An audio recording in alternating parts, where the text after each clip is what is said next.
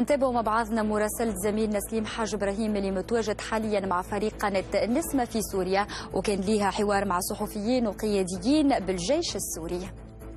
أنت عايشت الحرب، عشت مع الناس طيلة 5 سنوات. لو تنقل لنا يعني بعض التفاصيل عن هي المعارك، وأيضا بعض التفاصيل عن تفاعلات الناس. شنو كانت تحكي العبيد في حلب، شنو كان يحكي الجيش في حلب، كيفاش عشت هاللحظات هذه، لحظات الحرب كمواطن وأيضا كصحفي؟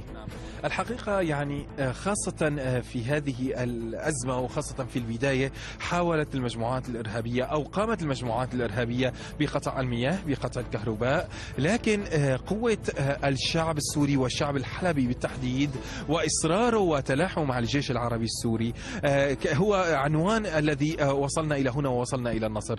لذلك يعني رغم قلة المياه، قلة الكهرباء، كل مواطن حلبي يعني حاول يعني لو الحفاظ على قدر الإمكان على الحياة، بنبض الحياة بالرغم من إمكانيات العيش البسيطة في مدينة حلب. أنت تعلم أن مدينة حلب عانت الكثير أصبح ليس لديه عمل، الكثير أصبح ليس لديه وارد ربما على العيش عن طريق المعونات التي ترسلها الحكومة السورية. لكن رغم كل ذلك ويعني الشعب الحلبي والشعب السوري أصر أن يكون مع الجيش السوري من أجل أن تبقى سوريا صامدة، من أجل الدفاع على الإرهاب.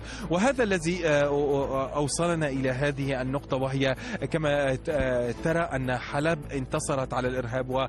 وهنا بهذه النقطة بالتحديد يعني ترى الخراب وترى الدمار نتيجة المجموعات الإرهابية والتفجيرات التي قامت بها في هذه النقطة الأثرية. يعني دعني أتطرق قليلا إلى أن يعني هذا الجانب، المجموعات الإرهابية حاولت تخريب المعالم الأثرية في مدينة حلب. هذه المعالم لها قيمة تاريخية أثرية كبيرة جدا، وهي مدرجة على قائمة التراث العالمي. وفي هذه النقطة بالذات خان الشوني، وأيضا هناك فندق الكاريتون، هذه النقطة لها أهمية كبيرة. لذلك قامت بتخريب المعالم الأثرية من أجل تشويه الحضارة السورية التي كان يتغنى بها الشعب السوري. لكن رغم كل هذا الدمار يعني أؤكد لك بأن الشعب الحلبي سوف يعيد بناء ما دمره الإرهاب، وسوف تبقى الحضارة السورية هي حضارة رائعة، وسوف تعاد حلب إلى الألقى التي كانت التي كان كل أنحاء العالم يعرف من هي حلب. تحكينا تو كيفاش الجيش السوري قاعد يأمن في مدينة حلب. شفنا عديد النقاط اللي متمركز فيها الجيش خارج المدينة وداخل المدينة. داخل المدينة ما لاحظناش وجود نقاط أمنية، على عكس دمشق مثلا فما برشا حواجز أمنية وبرشا حدود أمنية. فبالعكس وجدنا الفضاء مفتوح جدا داخل مدينة حلب، وكأنه في استراتيجية لطمأنة الناس إنه الدنيا سلام وأمان وباش العباد ترجع لبيوتها.